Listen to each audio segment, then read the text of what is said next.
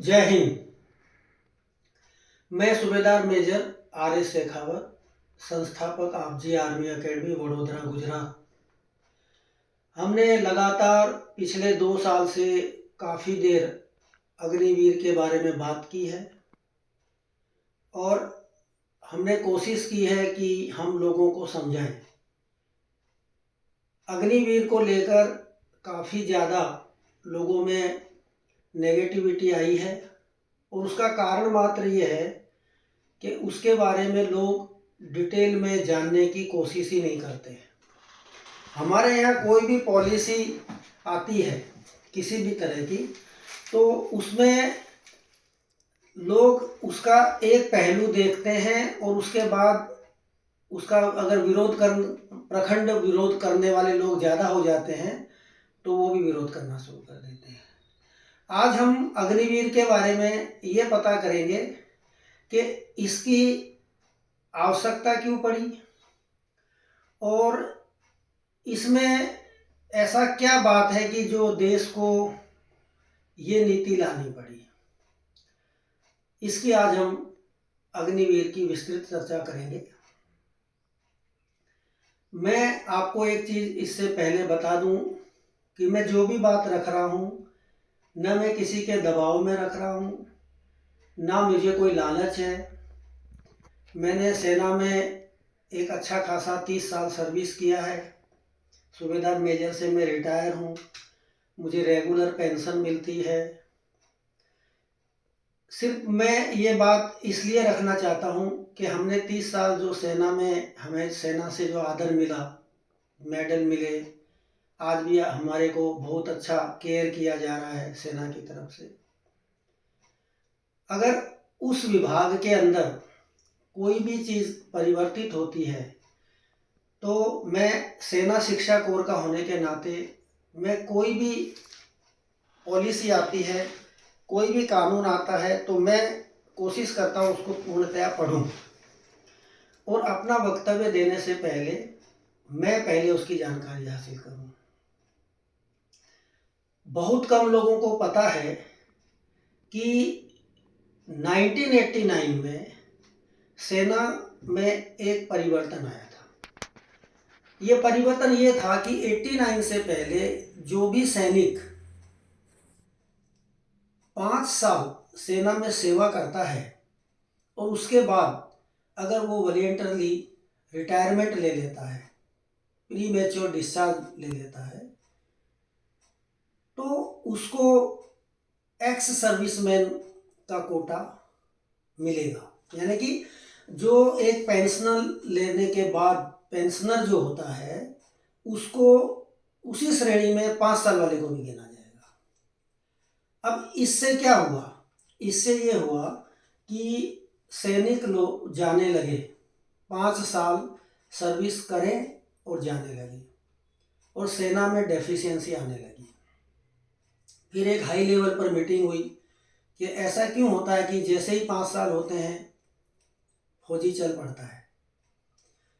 तो गहन अध्ययन करने के बाद पता चला कि वो इसलिए चल पड़ते हैं कि जब उनको पता है कि 5 साल के बाद उनको भूतपूर्व सैनिक के जितने भी लाभ हैं वो सब तो मिल रहे हैं, सिर्फ पेंशन नहीं मिलेगी, बाकी तो सब कुछ मिल रहा है। तो क्यों ना अपने बाहर जाके अपने आप को दूसरी सरकारी उपक्रम में ले जाएं और अपना सिक्योर करें लाइफ को। सेना में क्या होता है कि मोटे तौर पे 15 से 17 साल में रिटायरमेंट हो जाता है। 33 साल का जो युवक बाहर आके फिर नौकरी ढूंढता है। तो इसकी वजह से उसको रोकने के लिए सेना को एक पॉलिसी बनानी पड़ी कि वो पॉलिसी लागू हुई 1989 में। उस समय मेरी 5 वर्ष सर्विस थी, इसलिए मुझे अच्छी तरह से याद है। पॉलिसी ये आई कि अगर कोई भी सैनिक 15 साल से कम और पेंशनेबल सर्विस नहीं करता है तो उसको भूतपूर्व सैनिक नहीं गिना जाएगा। अब क्या हुआ? रुक गए, लोग जाने से रुक गए। लेकिन अब ये सोचो कि जो 5 साल करने के बाद जाना चाहता था और वो इसलिए रुक गया कि अब वो कहीं का भी नहीं है, अगर वो बाहर जाता है तो उसको एक्स सर्विसमैन का कोटा मिलेगा नहीं, तो फिर वो मन मार के सेना में नौकरी कर रहा है। इसी बात को आगे बढ़ाकर मैं कहना चाहता हूं कि ये जो अग्निवीर स्कीम आई है, इसमें और उसमें ये फर्क था कि उसमें जो सैनिक की भर्ती होती थी वो जितनी जरूरत है उसके अनुसार होती थी, इसलिए उनके जाने से डेफिशिएंसी होती थी। अग्निवीर स्कीम उसी का सुधरा हुआ रूप है। इसमें क्या होता है कि आपको 25,000 वैकेंसी हैं, 1 लाख बच्चों को लिया जाएगा, यानी कि 75,000 ज़्यादा।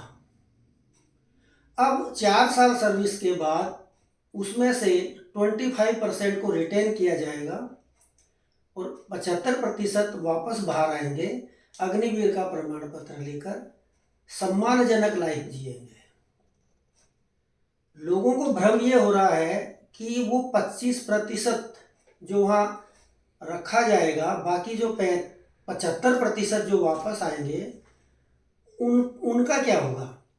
तो उनके भविष्य को लेके लोग चिंतित हैं, जबकि मेरा ऐसा मानना है कि जो 25% वहाँ रुकेंगे उनसे अधिक उज्जवल भविष्य उनका होगा जो 75% बाहर आ जाएंगे, क्योंकि वो बाहर आकर कोई भी बाहर की नौकरी में उसको 10% जब आरक्षण मिलेगा और सारी सरकारी नौकरी की रिटायरमेंट एज लगभग 58 और 60 साल है, 58 और 60 है, तो उसका तो 58 और 60 एज तक वो सर्विस करने से उसका लाइफ तो सेटल हो गया, जो भी कुछ करना था लाइफ में तो हो गया। लेकिन बाकी जो सैनिक है जो वहाँ रुक जाता है, उसको अगर प्रमोशन नहीं मिलता है तो 15 से 17 में आएगा, अगर हवलदार बन जाता है तो 26 तक आना पड़ेगा, नायब सूबेदार बन जाता है तो लगभग 28 में आना पड़ेगा, सूबेदार मेजर बन जाता है तो 30 से 34 में।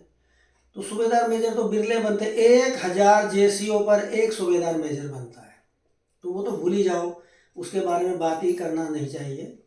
हमें मेजोरिटी की बात करना चाहिए। मेजोरिटी में ऐसा है कि 70 to 80% 15 से 17 में आ जाएंगे वापस।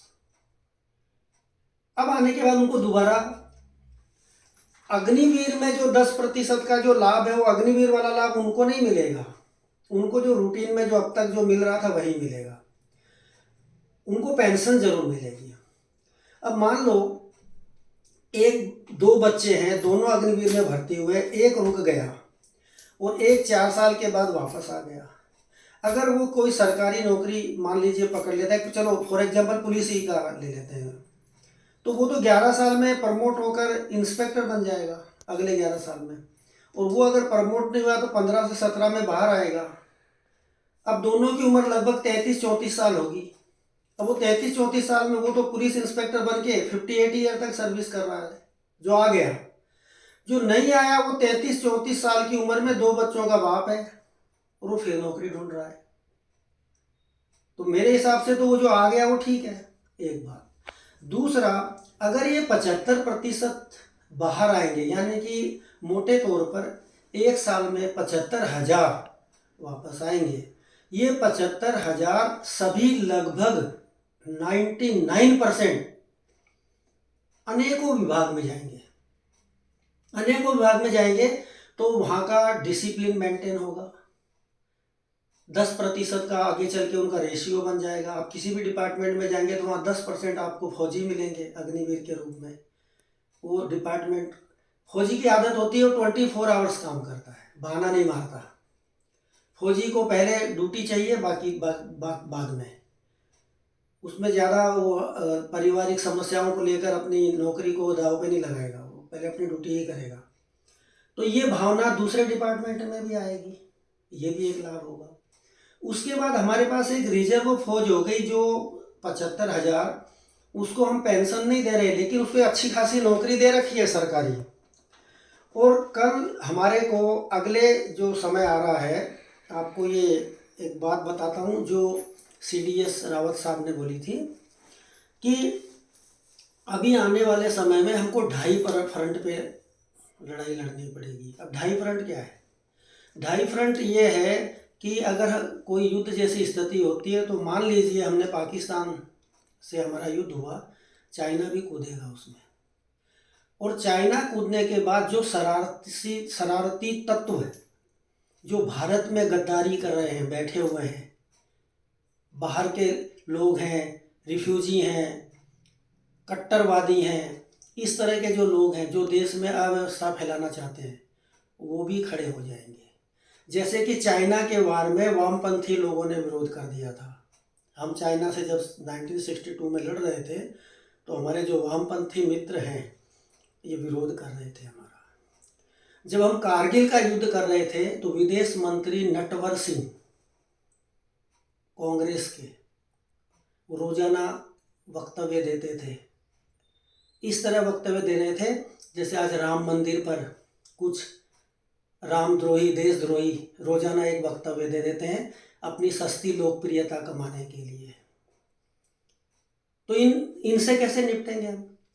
अगले 10 साल तक अगर अग्निवीर स्कीम ऐसे ही चलती रही तो हमारे पास 7,50,000 7.5 लाख रिजर्व यंग फौज होगी, जिसको हम गृह युद्ध की स्थिति में भी यूज कर सकते हैं, काउंटर इंसर्जेंसी में भी इस्तेमाल हो सकता है, और वो पूरे देश में गांव वाइज फैले हुए होंगे। अगर कोई आंतरिक अव्यवस्था फैली तो वो नियरेस्ट पुलिस स्टेशन में जाके पुलिस की मदद करेंगे। देश के बॉर्डर पे जाने की आवश्यकता हुई तो बॉर्डर पे जाएंगे। इसका मैं आपको एक अभी का उदाहरण दे रहा हूँ। इजराइल में क्या हुआ? हम तो अग्निवीर पे आज बात कर रहे हैं, इजराइल में तो अग्निवीर शुरू से ही है, वहाँ अनिवार्य है, सभी को अग्निवीर में जाना है। और अग्निवीर की वजह से वहाँ का हर नागरिक मिलिट्री ट्रेनिंग लिया हुआ है। जो भी 18+ है सबको आता है मिलिट्री का एक्टिविटी। इसलिए वो चारों तरफ से घिरे हुए हैं मुस्लिम कंट्रीज से, और वो जो मुस्लिम कंट्री जो चारों तरफ है उसके लगभग जो है 45 करोड़ लोग हैं उनकी जनसंख्या, और वो 80 लाख के आसपास है, और उनका मुकाबला डट के कर रहे हैं। कोई भी सरकार जब कोई योजना बनाती है तो एक दिन में नहीं बनती है, बरसों रिसर्च होता है।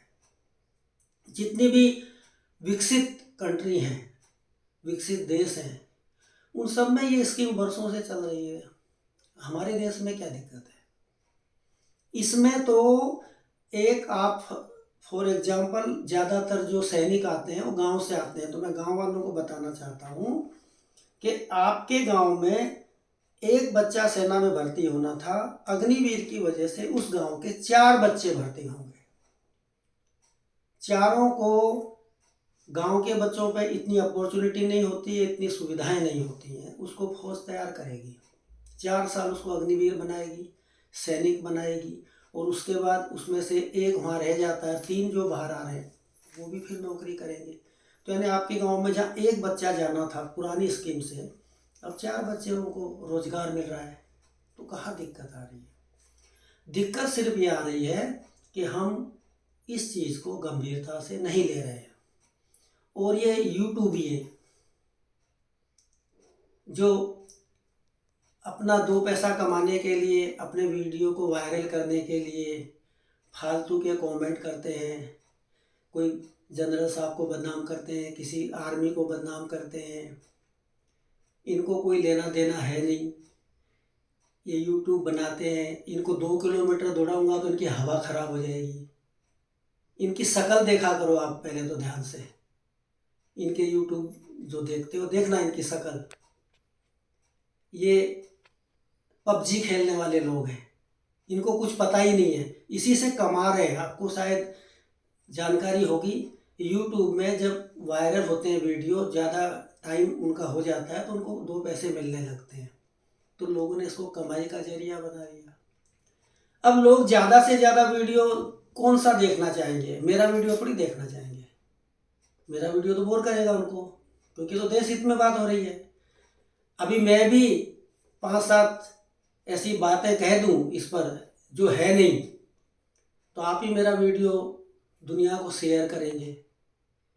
लेकिन मैं सही बात कह रहा हूँ तो आपको शेयर नहीं करेंगे आप। मैं कंट्रोवर्शियल बात कह दूं, कुछ गलत बोल दूं, क्योंकि हमारे देश में लोकतंत्र का जितना मजाक बनाया जाता है और किसी देश में ऐसा नहीं है। अभिव्यक्ति की आज़ादी का दुरुपयोग, जिसको भी जो मन में आता है वो बोल देता है, कोई पूछने वाला नहीं है। मुझे तो सरकार से भी बड़ी तकलीफ होती है कि अब हम लोग क्या करें। हमने भारतीय जनता पार्टी को हमारे देश के लोगों ने पूर्ण बहुमत से 10 साल सरकार बना के दी। अगले 5 साल की उम्मीद फिर बंधी हुई है। अब जो ये बयान देते हैं, तो आप ऐसा क्यों चाहते हैं कि हम लोग जाकर ही उनको मारें या पब्लिक ही जाके उनको मारे? आपके पास बढ़िया कानून है, NSA है, ताकत है आपके पास। जो किसी देश के विरोध में बोलता है, किसी धर्म के विरोध में बोलता है, जो अपनी मर्जी से कुछ भी बोलना शुरू कर देता है, तनाव पैदा करता है, तो आपके पास तो, सरकार के पास तो बहुत तरीके हैं उसको ठीक करने के। क्यों नहीं करती सरकार? आम नागरिक क्यों करेगा? क्यों हमारी सरकार बैठी रहेगी? आप एक दो जो इस तरह के बयानात करते हैं गलत, अभी राम मंदिर पर देखिए आप, बयानों की झड़ी लगी हुई है और सरकार आराम से उस बयानों को सुन रही है। और मंत्री भी आकर मतलब टीवी पर बोल रहे हैं ये गलत कर रहे हैं। हमारे धर्मगुरु भी बोलते हैं आके ये गलत कर रहे हैं, देखो ऐसा बोल रहे हैं। अरे भाई, तो आप आम नागरिक जो सुबह से शाम तक मेहनत करके 2 पैसे कमा के अपना पेट पाल रहा है, अगर वो कल आवेश में आके कोई गलत कदम उठा लेगा तो उसके बच्चों का क्या होगा? उसने आपको वोट दिया ना, तो आप उस पर एक्शन लीजिए। अब आम नागरिक और क्या कर सकता है? एक सरकार बना दी, आप कानून बनाइए, आप उसको ताकत है, सब कुछ तो दे दिया आपको, राजाशाही दे दी, और क्या चाहिए? अब भी इस तरह की हरकतें होती हैं कि कल कोई, हो सकता है किसी को जोश आ जाए और गलत कदम उठा ले। उससे पहले जो बयानवीर हैं इनको पकड़ो। क्या होगा? 2-4 जब अंदर जाएंगे तो अपने आप दुरुस्त हो जाएगा, सही। अभी सबको पता है कुछ होना जाना तो है नहीं। मीडिया में कोई भी आदमी हमारे देश का कुछ भी बोलता है, उसको बिल्कुल डर नहीं लगता। उसका कुछ होगा ही नहीं, उसको ऐसा लग रहा, उसके बैठा हुआ है दिमाग में। आप अग्निवीर में देखिए, यूट्यूब में जाके, सब वो आदमी इसका विरोध कर रहे हैं जिन लोगों ने सेना में एक दिन भी सेवा नहीं की है। और एकेडमी चलाने वालों के लिए बता रहा हूँ, जो एकेडमी के मालिक मेरे जैसे मेरे आपजी आर्मी एकेडमी है, उसको मैं खुद चला रहा हूँ, मैं रिटायर्ड सूबेदार मेजर हूँ। ऐसी एकेडमी ने कोई विरोध नहीं किया अग्निवीर का, बल्कि उन्होंने समझाया कि बहुत बढ़िया स्कीम है। विरोध किसने किया? जो एकेडमी के मालिक सिविलियन थे। और उन्होंने विरोध क्यों किया? उनको एडमिशन कम हो गए, लोगों का इंटरेस्ट कम हो गया, उनको ऐसा लगा। हालांकि हमारे जो देश के लोग हैं, वो 2 तरीके का एक उदाहरण देता हूँ। जब हम बल्ब जलाते हैं ना, तो बल्ब ऐसे जलाते लाइट आ जाती है, लेकिन जब ट्यूबलाइट जलाते हैं तो झप झप करके 4-5 बार वो करके उसके बाद आती है लाइट। हमारे देश के लोगों का भी यही हाल है। अभी 4 साल के बाद मैं दावा कर रहा हूँ कि ये 25% भी रिटेंशन नहीं होगा, पॉलिसी फिर बदलनी पड़ेगी। जो लोग अग्निवीर गए हैं वो चाहेंगे कि हमको भाई 4 साल हो गए, अब हमको अग्निवीर का लाभ दो, हमें प्रमाण पत्र दो, हम बाहर जाके सेटल हो। ये हालत होने वाली है। और 4 साल के बाद फिर लोगों में इंटरेस्ट आ जाएगा। और अभी भी जो अग्निवीर का विरोध कर रहे हैं वो लोग कर रहे हैं जो खुद अनफिट है।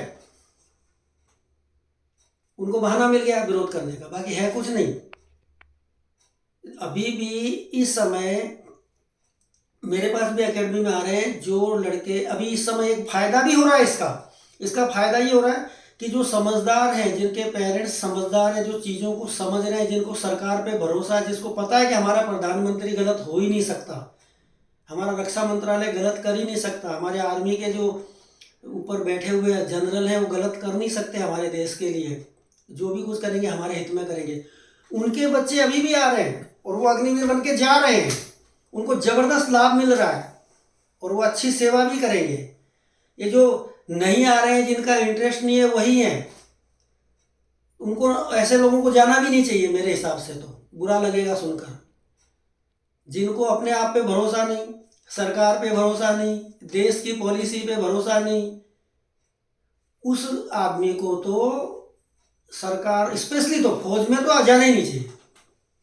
फौज में वही कामयाब है जो देश की मौजूदा सरकार पर भरोसा जताए, उसके आदेश को माने, नेतागिरी ना करे।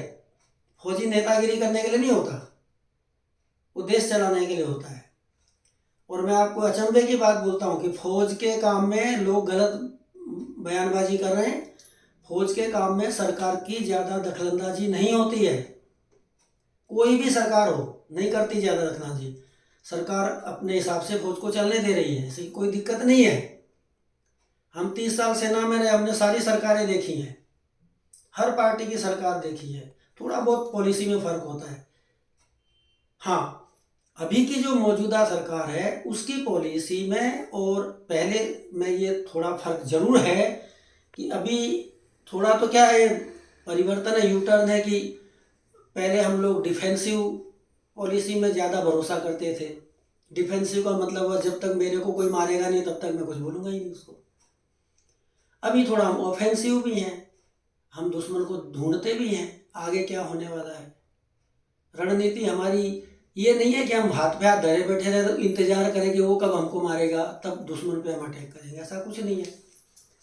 इसका उदाहरण सर्जिकल स्ट्राइक रहा है, एयर स्ट्राइक रहा है। बाकी जो छोटे मोटे, जो अभी कई कई लोग बोलते 370 हट गया फिर भी आतंकवाद खत्म नहीं हो रहा, होगा। इतने वर्षों से जो चल रहा है उसको एकदम से तो खत्म नहीं होगा, लेकिन होगा। बहुत परिवर्तन आ गया है, जो सैनिक रहे हैं उनको पता है। और हमारे जो सैनिक भाई हैं उनमें भी बहुत से लोग ऐसे हैं जो जिनको बाहर आने के बाद पॉलिसी नहीं पढ़ी, किसी राजनीतिक पार्टी के साथ जुड़े हुए हैं, उसके वजह से वो कई वक्तव्य इस तरह के देते हैं। तो मेरा उनसे नम्र अनुरोध है कि वो ऐसा ना करें। हम किसी भी पार्टी के हो सकते हैं, लेकिन हम सेना का जब मामला आता है तो हम देश के होंगे, हम वही बोलेंगे जो देश बोलेगा। तो इन सब बातों को मैं आप लोगों के साथ चर्चा करना चाहता था। अब मैं आपसे उम्मीद रखूँगा कि मेरी बातों को पॉजिटिवली लेंगे आप, और कोशिश करेंगे कि इस बात को ज़्यादा से ज़्यादा लोगों तक पहुंचाया जाए, कंट्रोवर्शियल चीज़ों में ना पड़ा जाए। अब आगे आगे 2024 का चुनाव भी आ रहा है, उसको ध्यान में रखकर भी कुछ लोग गलत हरकतें करेंगे। जिनको भी सेना में आना है मेरा उनसे अनुरोध है, आप फर्स्ट क्लास तैयारी करें। और एक बात मेरी बांध लें अपने गिरह में कि सेना में अगर आपको भर्ती होना है तो आप फिट होंगे तो ही होंगे, किसी के बहकावे में नहीं आना है। कोई कहता है कि मैं ऐसे करवा दूंगा, जैक लगा दूंगा, बिल्कुल नहीं, कोई जैक नहीं लगता सेना में। सेना कोई समझौता नहीं करती। अगर आप फिट हैं तो हिट हैं, अगर फिट नहीं है आपका काम नहीं होगा। तो आप इन बातों को ध्यान में रखें, अच्छे से अच्छी एकेडमी ज्वाइन करें, कोशिश करें कि उन अकेडमियों में जो मालिक हैं, जो चला रहे हैं, वो भी फ़ौजी हों, उनका बैकग्राउंड फ़ौजी हो। बनियागिरी कोई कर रहा है तो उससे दूर रहें। बनियागिरी से मेरा मतलब किसी जाति समुदाय से नहीं है। मेरा कहने का मतलब जो कॉमर्शियलाइज्ड लोग हैं उनकी बातों में ना आए। और आप घर पर भी तैयारी कर सकते हैं। अगर आपके आने में समस्या है तो हम हमारे यूट्यूब चैनल में अपने नंबर दे रखे हैं, आप वहाँ से भी टिप्स ले सकते हैं, फ़ोन पे पूछ सकते हैं कि मैं तैयारी कैसे करूँ, आपको हम यहाँ से भी बता देंगे, कोई दिक्कत नहीं है। कोई ज़रूरी नहीं है कि सभी को एकेडमी में आना है। जिनको नज़दीक पड़ती है वो आए, दूर वाले हैं वो ऐसे जानकारी ले लें अपनी। तो मेरा आपसे अनुरोध है कि जो भी सेना में भर्ती होना चाहते हैं उन तक ये जानकारी ज़रूर पहुंचाएं। और आज का जो वीडियो है वो सिर्फ अग्निवीर बनना चाहते हैं उनको लेकर ही नहीं है। आज का वीडियो में जो मैंने बातें कही हैं वो सारे देशवासियों को सुननी चाहिए और बतानी चाहिए एक दूसरे को। आप सोचो, अगर ये स्कीम हमारी कामयाब हो गई तो हमारे पास एक ज़बरदस्त, इतना अच्छा अग्निवीर रूप के रूप में इतना ज़बरदस्त हमारे पास क्वालिटी लोग होंगे जो हर डिपार्टमेंट में देश की सेवा करेंगे। तो इस स्कीम को आगे बढ़ाएं, इसकी पे नुक्ताचीनी ना करें। और अगर आपको लगता है कि कोई वीडियो आया आपके पास और वो किसी देश के खिलाफ बोल रहा है, संप्रदाय के खिलाफ बोल रहा है, किसी का नुकसान कर रहा है, लोगों को पैनिक कर रहा है, ऐसे वीडियो को अगर आप फॉरवर्ड नहीं करते हैं, आगे नहीं बढ़ाते हैं, शेयर नहीं करते हैं, ये भी एक देश सेवा का काम है। आप देखें कि ये जो कंटेंट्स हैं क्या ये अच्छे हैं, जानना चाहिए लोगों को। लेकिन हमारे देश में उल्टा हो रहा है, जो गलत बात होती है उसको लिए हम उसको ज़्यादा फॉरवर्ड करते हैं। और इसी से उत्साहित होकर आजकल मैं देख रहा हूँ लोग रील बना रहे हैं, वीडियो बना रहे हैं, उनमें ऐसी ऐसी बातें कर रहे हैं बिना टांग पूछ की, और उसको लोग बढ़ा रहे हैं आगे। लेकिन जो काम की बात है उसको कोई आगे न सुनना चाहता है न बढ़ाना चाहता है। तो मेरा आपसे अनुरोध है कि आप ज़्यादा से ज़्यादा लोगों तक हमारा ये वीडियो पहुँचाएँ। और आप जी आर्मी एकेडमी की यूट्यूब पर इस तरह के वीडियो देखने के बाद कृपया हमें फ़ोन के द्वारा, मैसेज के द्वारा अपने कमेंट्स ज़रूर दें। और अगर आपको इसमें कोई गलत नज़र आता है, कोई ऐसा आप देख रहे हो कि ये बात सही नहीं है, आप उसका प्रतिकार करें। हम आपकी बात को सुनेंगे और उसको ऊपर हम गंभीरता से विचार करेंगे। हमें कोई नाराज़गी नहीं है, हमारी जो कमी निकालेगा उससे हमें कोई नाराज़गी नहीं है। आलोचना होनी चाहिए। मैं ये नहीं कहता कि हम 100% सही हैं, हो सकता हम भी कहीं गलत रास्ता पकड़ रहे हो। तो आपके पास कोई ऐसा सुझाव हो, कोई कमेंट्स हो तो आप फ़ोन के द्वारा दे सकते हैं। कोई ऐसी बात आप जी यूट्यूब चैनल के माध्यम से देश तक पहुंचाना चाहते हैं जो आप नहीं हाईलाइट होना चाहते, उसमें अपनी फ़ौज भी आती है, तो आप हमें आप भेजिए। हम आपके नाम को उजागर नहीं करेंगे और उसको हमारे नाम से आगे करेंगे।